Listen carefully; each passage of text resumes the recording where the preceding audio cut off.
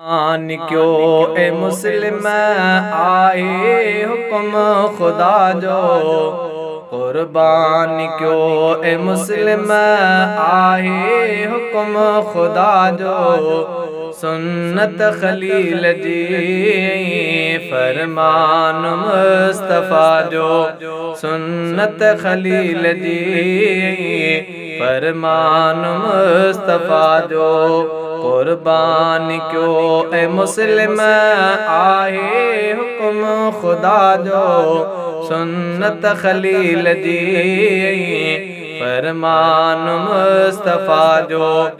जी को करे तो दिल सा कुर्बानी भाव प्यारा। जे को करे तो दिल सा कुर्बानी भाव प्यारा। सो माण्हू आहे तालिब रब पाक जी रज़ा जो। सुन्नत खलील जी फरमान मुस्तफ़ा जो। कुर्बान क्यों ए मुस्लिम आए हुक्म खुदा जो। सुन्नत खलील जी फरमान मुस्तफ़ा जो।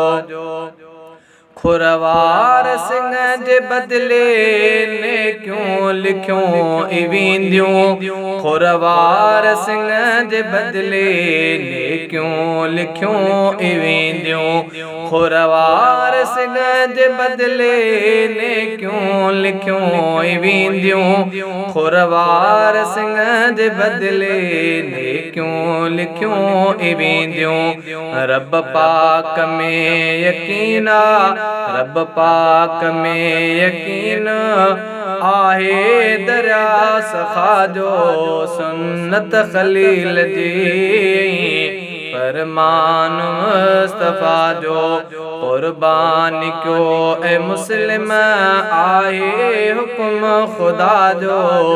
सुन्नत खलील जी फरमान मुस्तफ़ा जो। जे हूं दे सूंद को जे हूं दे सूंद को तो कुर्बान खां की बाए। जे हूं दे सूंद को तो कुर्बान खां की बाए। ओ ईद ते अचे छो धड़को दिल रुबा जो। सुन्नत खलील जी फरमान मुस्तफ़ा जो। कुर्बान क्यों ए मुस्लिम आहे हुक्म खुदा जो। सुन्नत रसूल सुन्नत खलील जी फरमान मुस्तफ़ा जो। बणबो सुवारी महशर में जानवर पो उन लए। बणबो सुवारी महशर में जानवर पो उन लए। जेको कंदो दुनिया में कुर्बान बरमला जो। सुन्नत खलील जी फरमान मुस्तफ़ा जो। कुर्बान क्यों ए मुस्लिम कुर्बान क्यों ए मुस्लिम आहे हुक्म खुदा जो।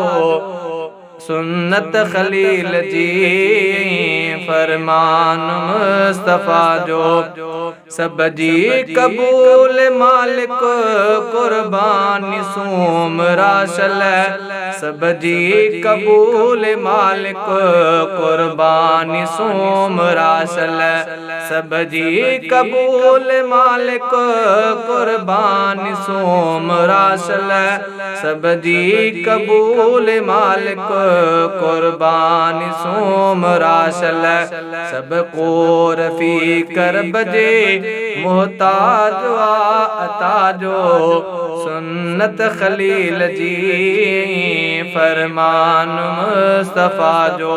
कुर्बान क्यों ए मुस्लिम आहे हुक्म खुदा जो। सुन्नत खलील जी फरमान मुस्तफ़ा जो।